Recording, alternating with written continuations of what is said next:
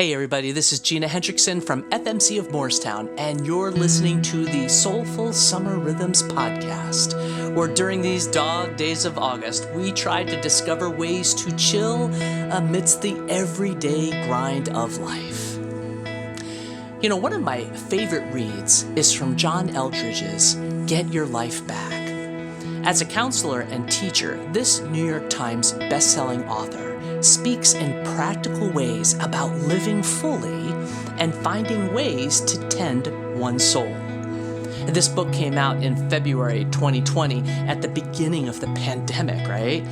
The full title grabbed my attention, and let me tell you, it did not disappoint.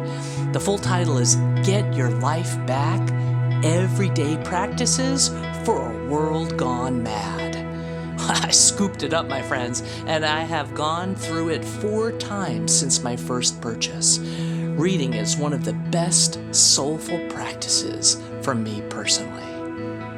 Now I want to share with you one of my favorite stories from Eldredge that resonated so powerfully for me, and it reveals the important concept of soul tending that I desperately needed at that time.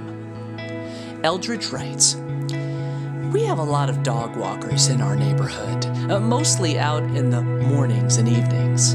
I've been watching this one fellow who has this odd-looking, mid-sized dog that doesn't fit any breed I'm familiar with. He looks like, well, a loaf of bread. Cute, but he seems reluctant to participate in the walking ritual. And every time I see them, the owner is out front, arm and leash fully extended behind him.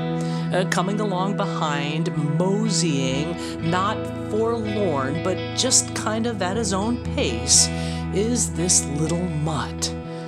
The owner is clearly trying to get some exercise, to get a workout in, as the saying goes, because it is something to be jammed into the frenzied life. His dog, on the other hand, is simply out to be out, to enjoy the world. Well, today the mutt has rolled over on his back on the sidewalk, paws up in the air in playful protest, while the owner was out front, arm and leash fully extended, tugging to get his companion moving. It made me laugh. And then I realized, that's my soul. That's me and my soul. I'm trying to get my soul to come along in a way of life it just doesn't want to cooperate with. Now pay attention. If it feels like you're dragging your soul along behind you, take notice.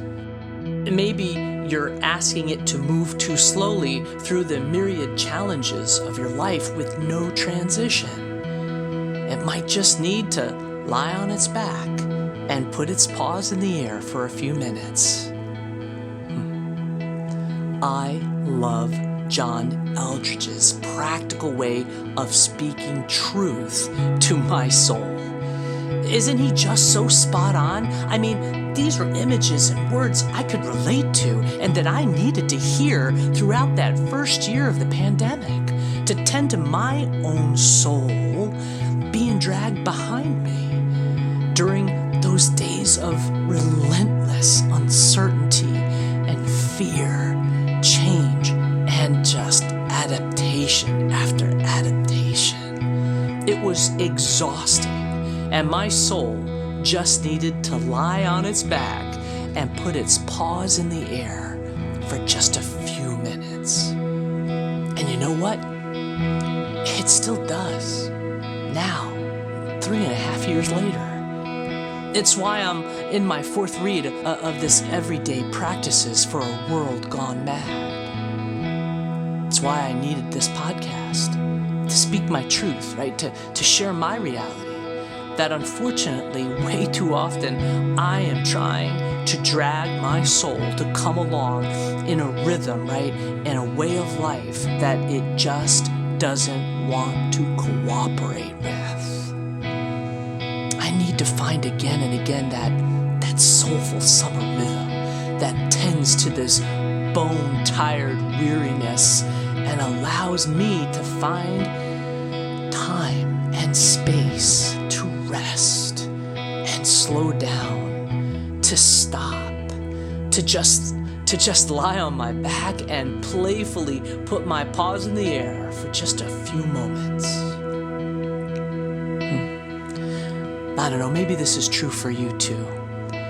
So many of my friends and coworkers and family members have shared with me how they are still so exhausted and find themselves with little left in the tank by the end of the day or by the end of the week.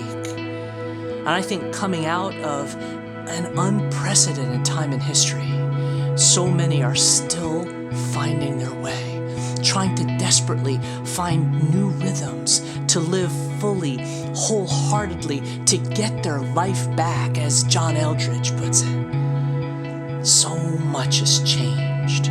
So much is still changing. And it's exhausting, isn't it? I encourage you to find ways to keep tending to your soul. I know it's an ongoing gift that I keep giving myself, right? To playfully, stubbornly, lovingly stop and say, I need to rest and give time for my soul to catch up with me.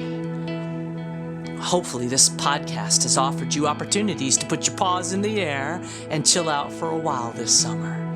Soul tending also comes by reading a great book or taking a leisurely stroll or a dive into the ocean, enjoying that evening twilight time, or just letting go of to-do lists, expectations, and more stuff. All intentional ways for you and I to just stop and roll over on our backs and tend to the soul. So, what will that look like for you this week? May you and I get our life back for a few blissful moments each and every day this week. Have a fun soul tending this time.